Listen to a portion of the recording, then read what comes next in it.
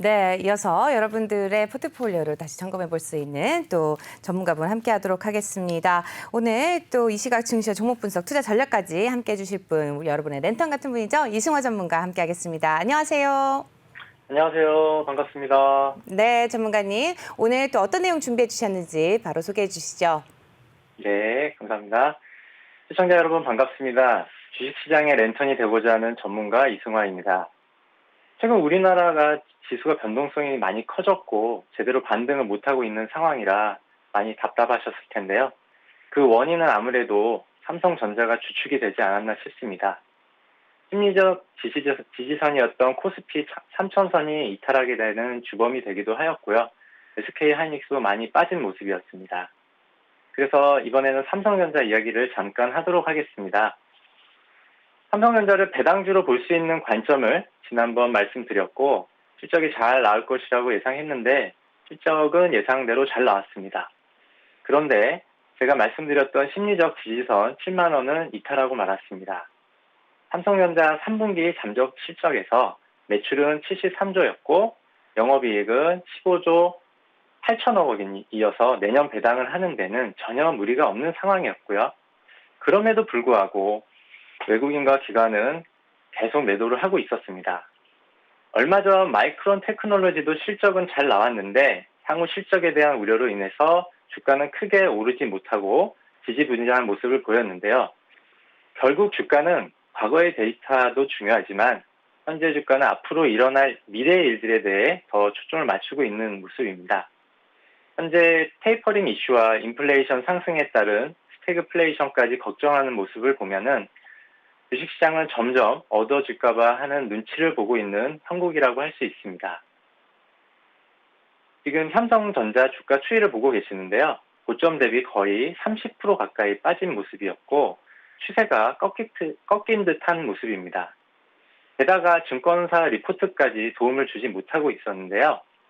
잠정 실적 발표 후에 비관적인 리포트가 나오기 시작했고 4분기는 실적 둔화를 예상하는 목소리가 나오고 있습니다. 10만 원 목표가가 9만 원대로 하향하면서 미국 경제 둔화와 반도체 가격 하락세로 인해서 실적을 좋게 보지 않는 상황인데요. 최근 디램 가격의 추이도 보여드리겠습니다. 9월에도 반등하지 못하고 서서히 하향세로 기우는 모습에 투자자분들도 더 이상 버티지 못하고 매물을 내놓고 있는데 특히 외국인들이 더 그러합니다. 외국인들이 삼성전자에만 유독 그럴까 하는 의문을 가져보면서 다른 반도체 대표 회사들도 지켜보았는데요. 삼성전자 흐름을 지금 보시면 하락이 계속 진행되고 있었고요. 미국의 마이크론 테크놀로지도 하향 모습과 함께 지지선을 살짝 이탈하는 모습이었습니다. 아울러 TSMC 회사도 하락하고 있는 모습이 비슷한데 아직 저점을 이탈하지 않고 지켜주는 모습입니다. 최근 TSMC 회사의 실적을 찾아보니까 9월 실적이 제일 좋았습니다.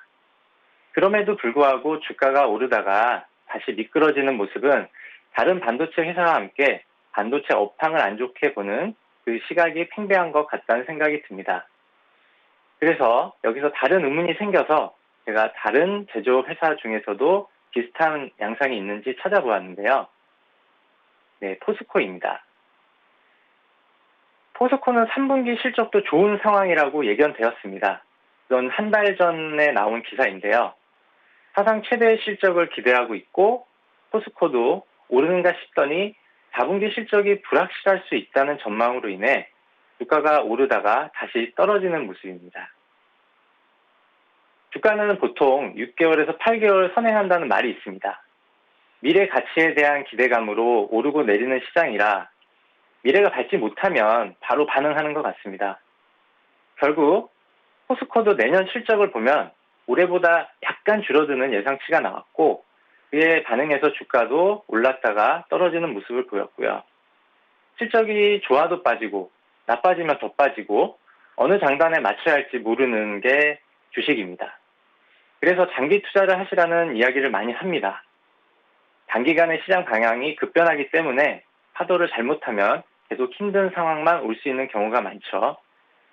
하지만 지금 삼성전자를 투자하신 분들에게는 무언가 희망적인 말씀을 드리고 싶어서 사례로 현대차를 말씀드리고 싶습니다. 현대차의 실적은 삼성전자에 비하면 초라합니다. 차량용 반도체 공급 부족 문제가 크게 대두되었고 주가도 계속 빠져서 심리적 지지선이 20만 원도 깨졌었는데요. 그런데 지금은 어떨까요? 실적도 안 좋게 나왔는데 주가는 차량용 반도체 공급이 원활히 진행될 수 있다는 기대감과 함께 내년 실적에 대한 기대감으로 최근에 오르고 있습니다. 결국 삼성전자와 반대의 개념으로 실적은 안 좋은데 앞으로 좋아질 수 있다는 예상이 주가를 끌어올리는 상황입니다. 그러면 삼성전자도 다시 그런 일이 반복되지 않을까요? 내년에는 안 좋고 내후년에는 좋아질 수 있는 상황도 나오지 않으라는 법은 없지 않나요? 결국 악재도 시간이 지나면 다른 호재를 만나서 주가의 반등을 모색할 수 있다는 사실을 말씀드리고 싶습니다. 왼쪽에 보시면 삼성전자 차트고 오른쪽은 현대차의 차트입니다. 보시면은 현대차는 벌써 반등을 하는 모습이고 삼성전자는 이제 반등을 찾고 있는 모습입니다. 그래서 삼성전자는 지금 실적 둔화에 대한 두려움이 강하게 작용하고 있지만 삼성전자가 자체적으로 이 상황을 극복하는 모습을 보여준다면 다시 반등할 수 있지 않을까 하는 생각이 들고요. 최근 현대차 매매 동향에도 보듯이 계속 꾸준히 팔았던 현대차를 외국인과 기관이 다시 사고 있습니다. 그래서 주가도 반등을 했고요. 마찬가지로 외국인이 매수로 돌아올 때까지 삼성전자를 관망하시다가 외국인과 기관이 긍정적으로 신호를 보낼 때 매수를 진행하시면 될 것 같습니다. 그리고 주식은 결국 수급과 심리가 지배하기 때문에 시간적인 기다림이 필요할 것 같은데요. 그동안 현대차 주주분들도 많이 기다리셨겠지만 이제야 무언가 실타래가 풀리는 모습으로 그 기다림이 결실로 맺어지길 기대하면서 현대차 이야기를 좀 더 하겠습니다. 현대차의 새로운 전기차 모델 GV60이 공개되었습니다. 최근 주변에 아이오닉 5가 많이 보이고 있죠. 하지만 제네시스 GV60도 인기가 있을 것으로 생각이 되고 있습니다. 보시는 바와 같이 미래형 컨셉카처럼 디자인도 좋아 보입니다. 물론 이건 개인적인 취향이지만 저는 테슬라보다 더 디자인이 마음에 듭니다. 따라서 제가 추구하는 생활 속의 투자 아이디어를 얻으려면 다른 소비자들에게도 GV60에 대한 이야기를 하면서 어떨지 물어보는 것도 투자 아이디어를 얻는 데 도움이 될 것 같습니다. 아이오닉 5가 좋을지 제네시스 GV60이 좋을지는 소비자분들이 판단해 주실 거고요. 그리고 현대차는 저번에 수소차 전략 발표가 있었는데요. 2040년까지 수소 에너지 기반의 산업과 사회로의 전환을 목표로 이야기하였습니다. 2028년까지 모든 상용차 라인업에 수소 연료 전지를 적용한다고 하고 있고 전기차와 같이 두 개의 전략으로 진행할 예정이라고 합니다. 자동차 말고 그 위에도 모빌리티로 기차나 선박, 트램 등 다양한 분야로도 확대하기로 생각하고 있습니다. 따라서 수소연료가 또 다른 에너지 분야로 성장할 것으로 보이며 그 선두주자로 수소연료 기술에 대한 투자와 자율주행, 로보틱스 개발 등을 통해서 융합한 기술을 선보이는 것을 기대하고 있습니다. 단지 자동차의 영역으로 보면 작을 수 있는데 그 영역을 확대함으로써 그 관련주들도 계속 지켜봐야 될 것 같습니다. 그림에서 보듯이 무인 운송 시스템과 고성능 수소연료차인 컨셉카의 공개도 있었습니다. 이런 이유로 제가 관심 있게 바라보는 종목은 현대차이며 그와 관련된 우선주 이야기도 하려고 합니다. 현재는 배당에도 신경을 많이 쓸 시점이라고 생각되어 다른 종류의 현대차 주식을 말씀드리겠습니다. 저번에 배당주 관련주에 대해서 언급했는데요. 연말 배당을 받으려면 미리 사 놓으셔야 주가도 오르면서 시세 차익도 같이 누릴 수 있다고 말씀드렸는데요. 현대차가 이제 기지개를 편다면 아까 말씀드린 여러 가지 기대감을 근거로 현대차 배당까지 노리면서 매수 고민을 해봐야 되겠는데요. 현대차 매수 구간대는 19만 5천 원에서 21만 원 사이의 구간에서 분할 매수가 가능할 것으로 보이고 손절매 구간은 지난 저점인 19만 원입니다. 현대차의 실적 예상도 좋아질 것으로 전망하고 있는데요. 올해 실적보다는 내년이 더 좋아질 것으로 보이고 있고 새로운 신차 효과에 대한 기대감도 있을 것 같습니다. 맨 밑에 보시면 DPS라고 있는데 이게 이제 배당 관련된 내용입니다. 현대차는 보통주만 있는 게 아니라 배당을 우선으로 하는 우선주도 있습니다. 우선주란 일반적인 보통주보다는 재산적 내용에 있어서 우선적 지위가 인정되는 주식인데요. 쉽게 말씀드리면 의결권은 없어도 배당금을 우선적으로 받을 수 있는 주식입니다. 대신 물량이 적어서 가끔 인위적인 변동성이 연출되는데 현대차 우선주는 지금 보통주와 괴리율이 높아서 그런 매력도 고려하면서 접근하셔야 할 것 같습니다.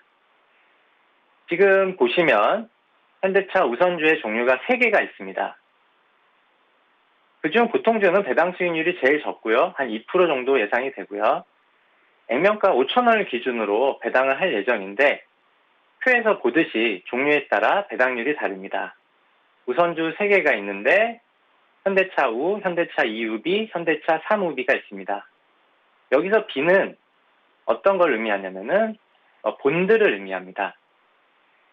본드의 B의 약자인데 본드는 채권으로 신형 우선주는 채권과 같이 확정 인자를 준다는 의미로 해석하시면 될 것 같습니다. 그리고 현대차 액면가 5,000원을 기준으로 배당금이 4,000원이라면은 현대차 우와 현대차 3우비는 액면가 기준으로 1%, 즉 50원을 더 주기 때문에 보통주에 비해 4,050원을 배당을 하는 거고요. 현대차 2우비는 액면가 기준 2%, 즉 100원을 더 주면서 4,100원을 주는 것으로 생각하시면 됩니다. 여기서 참가적이란 말은 결산 배당 후에 남은 이익 이음에 대한 배당을 추가적으로 받을 수 있다는 뜻이고요. 누적적이라는 것은 금년에 배당을 못하면